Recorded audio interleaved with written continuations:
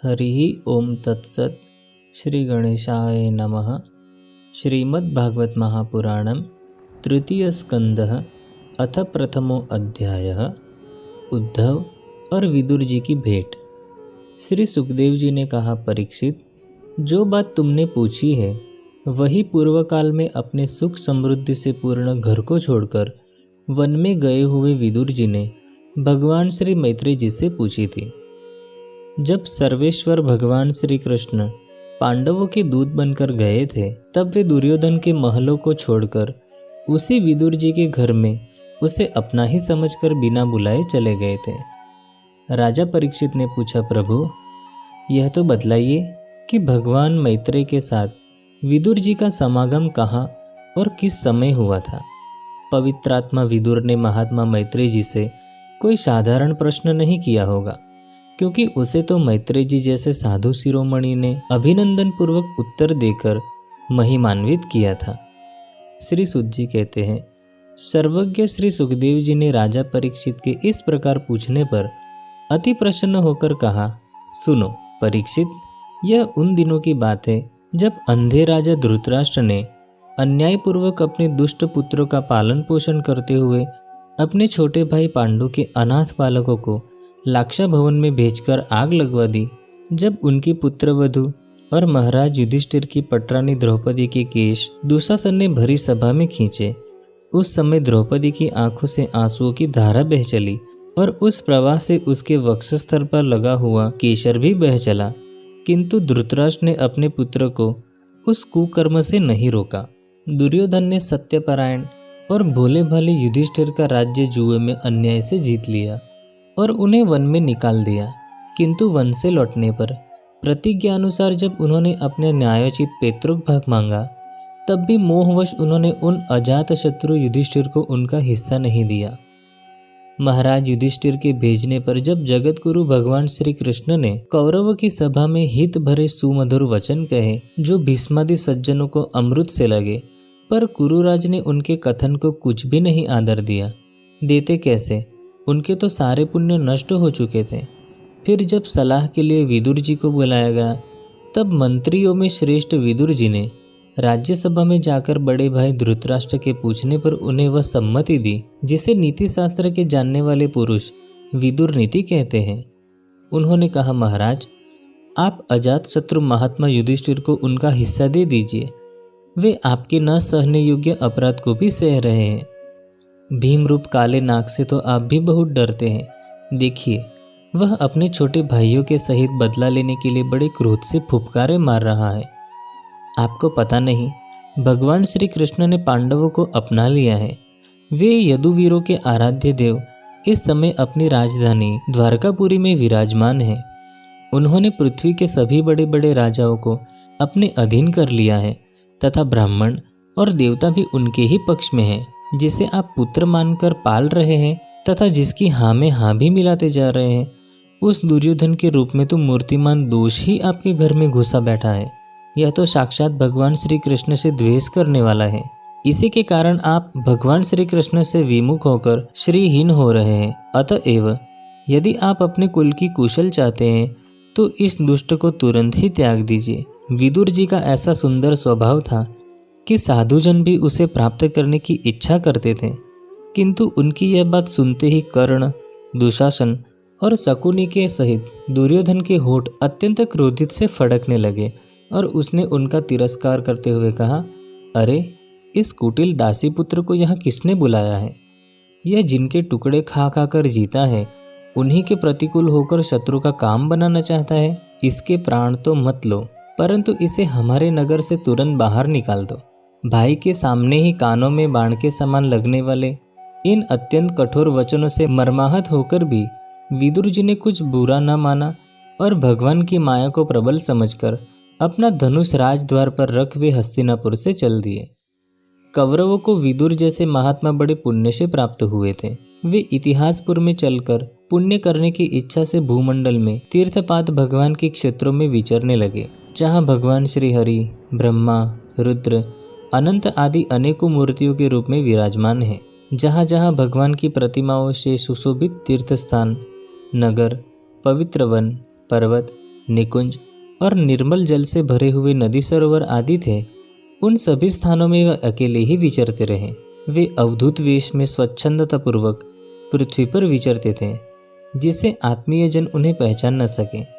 वे शरीर को सजाते न थे, पवित्र और साधारण भोजन करते, शुद्ध चित्त से जीवन निर्वाह करते, प्रत्येक तीर्थ में स्नान करते, जमीन पर सोते और भगवान को प्रसन्न करने वाले व्रतों का पालन करते रहते थे।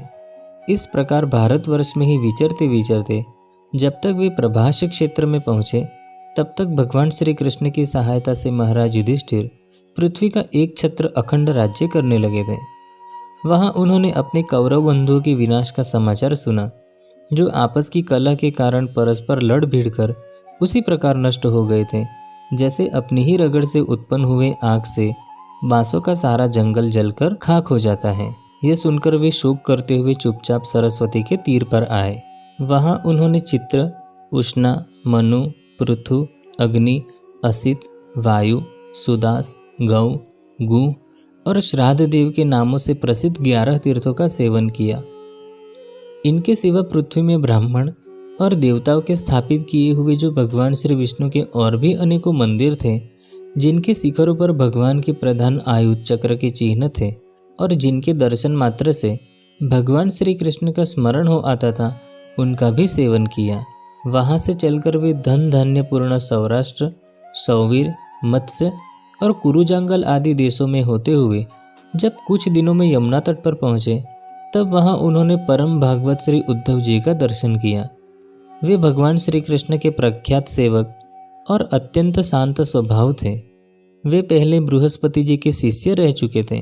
विदुर जी ने उन्हें देखकर प्रेम से गाढ़ आलिंगन किया और उनसे अपने आराध्य भगवान श्री कृष्ण और उनके आश्रित अपने स्वजनों का कुशल समाचार पूछा।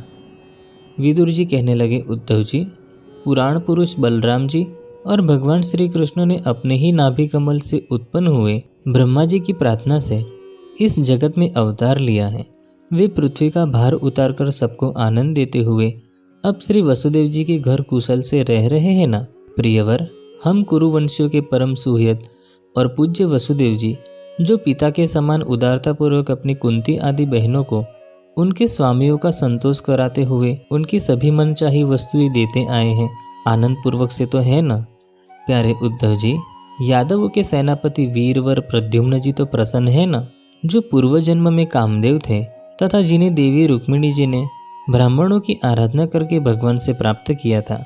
सात्वत, वृष्णि, भोज और दाशाहर वंशी यादवों के अधिपति महाराज उग्रसेन तो सुख से है न, जिन्होंने राज्य पाने की आशा का सर्वथा परित्याग कर दिया था, किंतु कमल नयन भगवान श्री कृष्ण ने जिन्हें फिर से राज सिंहासन पर बैठाया। सौम्य, अपने पिता श्री कृष्ण के समान समस्त रथियों में अग्रगण्य श्री कृष्ण तनय सांब कुशल से तो है न। ये पहले पार्वती जी के द्वारा गर्भ में धारण किए हुए स्वामी कार्तिक हैं। अनेकों व्रत करके जाम्बती ने इन्हें जन्म दिया था, जिन्होंने अर्जुन से रहस्य युक्त धनुर्विद्या की शिक्षा पाई है। वे सात्यकी तो कुशल पूर्वक है। वे भगवान श्री कृष्ण की सेवा से अनायासी भगवत जनों की उस महान स्थिति पर पहुंच गए हैं, जो बड़े बड़े योगियों को भी दुर्लभ है। भगवान के शरणागत निर्मल भक्त बुद्धिमान अक्रूर जी भी प्रसन्न है ना, जो श्री कृष्ण के चरण चिन्हों से अंकित व्रज के मार्ग की रज में प्रेम से अधीर होकर लौटने लगे थे। भोजवंशी देवक की पुत्री देवकी जी अच्छी तरह है ना, जो देव माता अदिति के समान ही साक्षात विष्णु भगवान की माता है। जैसे वेद त्रय यज्ञ विस्तार रूप अर्थ को अपने मंत्र में धारण किए रहती है, उसी प्रकार उन्होंने भगवान श्री कृष्ण को अपने गर्भ में धारण किया था। आप भक्त जनों की कामनाएं पूर्ण करने वाले भगवान अनिरुद्ध जी सुखपूर्वक है न, जिन्हें शास्त्र वेदों के आदि कारण और अंतःकरण चतुष्टय के चौथे अंश मन के अधिष्ठाता बतलाते हैं।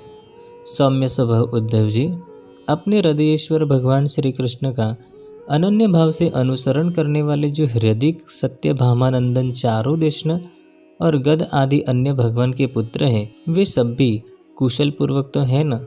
महाराज युधिष्ठिर अपनी, अर्जुन और श्री कृष्ण रूप दोनों भुजाओं की सहायता से धर्म मर्यादा का न्यायपूर्वक पालन करते हैं ना। मई दानव की बनाई हुई सभा में इनके राज्य वैभव और दबदबे को देखकर दुर्योधन को बड़ा डाह हुआ था। अपराधियों के प्रति अत्यंत असहिष्णु भीमसेन ने सर्प के समान दीर्घकालीन क्रोध को छोड़ दिया है क्या? जब वे गदा युद्ध में तरह तरह के पैंतरे बदलते थे तब उनके पैरों की धमक से धरती डोलने लगती थी। जिनके बाणों के जाल से छिपकर किरात वेशधारी अतएव किसी की पहचान में न आने वाले भगवान शंकर प्रसन्न हो गए थे। वे रथी और युद्धपतियों का सुयश बढ़ाने वाले गांडीवधारी अर्जुन तो प्रसन्न है न। अब तो उनके सभी शत्रु शांत हो चुके होंगे। पलक जिस प्रकार नेत्रों की रक्षा करते हैं उसी प्रकार कुंती के पुत्र युधिष्ठिर आदि जिनकी सर्वदा संभाल रखते हैं और कुंती ने ही जिनका लालन पालन किया है, वे माद्री के यमज पुत्र नकुल सहदेव कुशल से तो है न। उन्होंने युद्ध में शत्रु से अपना राज्य उसी प्रकार छीन लिया जैसे दो गरुड़ इंद्र के मुख से अमृत निकाल लाए। बेचारी कुंती तो राजर्षि श्रेष्ठ पांडु के वियोग में मृत प्रायसी होकर भी इन बालकों के लिए ही प्राण धारण किए हुए हैं। रथियों में श्रेष्ठ महाराज पांडु ऐसे अनुपम वीर थे कि उन्होंने केवल एक धनुष लेकर ही अकेले चारों दिशाओं को जीत लिया था। सौम्य स्वभाव उद्धव जी, मुझे तो अधपतन की ओर जाने वाले उन धृतराष्ट्र के लिए बार बार शोक होता है जिन्होंने पांडवों के रूप में अपने परलोकवासी भाई पांडु से ही द्रोह किया तथा अपने पुत्रों की हाँ में हाँ मिलाकर अपने हित चिंतक मुझको भी नगर से निकलवा दिया। किंतु भाई, मुझे इसका कुछ भी खेद अथवा आश्चर्य नहीं है। जगत विधाता भगवान श्री कृष्ण ही मनुष्यों की सी लीलाएं करके लोगों की मनोवृत्तियों को भ्रमित कर देते हैं। मैं तो उन्हीं की कृपा से उनकी महिमा को देखता हुआ दूसरों की दृष्टि से दूर रहकर सानंद विचर रहा हूँ। यद्यपि कौरवों ने उनके बहुत से अपराध किए, फिर भी भगवान ने उनकी इसलिए उपेक्षा कर दी थी कि वे उनके साथ उन दुष्ट राजाओं को भी मारकर अपने शरणागतों का दुख दूर करना चाहते थे, जो धन, विद्या और जाति के मत से अंधे होकर कुमार्गगामी हो रहे थे और बार बार अपनी सेनाओं से पृथ्वी को कंपा रहे थे। उद्धव जी, भगवान श्री कृष्ण जन्म और कर्म से रहित हैं, फिर भी दुष्टों का नाश करने के लिए और लोगों को अपनी ओर आकर्षित करने के लिए उनके दिव्य जन्म कर्म हुआ करते हैं। नहीं तो भगवान की तो बात ही क्या। दूसरे जो लोग गुणों से पार हो गए हैं उनमें भी ऐसा कौन है जो इस कर्माधीन देह के बंधन में पड़ना चाहेगा। अतः मित्र, जिन्होंने अजन्मा होकर भी अपनी शरण में आए हुए समस्त लोकपाल और आज्ञाकारी भक्तों का प्रिय करने के लिए यदुकुल में जन्म लिया है, उन पवित्र कीर्ति भगवान श्री हरि की बातें सुनाओ। इति श्रीमद्भागवते महापुराणे पारमहंस्यां संहितायां तृतीय स्कंदे विदुरोद्धव संवादे प्रथमो अध्यायः। अथ द्वितीयो अध्यायः उद्धव जी द्वारा भगवान की बाल लीलाओं का वर्णन। इसे हम कल देखेंगे। तब तक के लिए जय श्री राधे कृष्ण।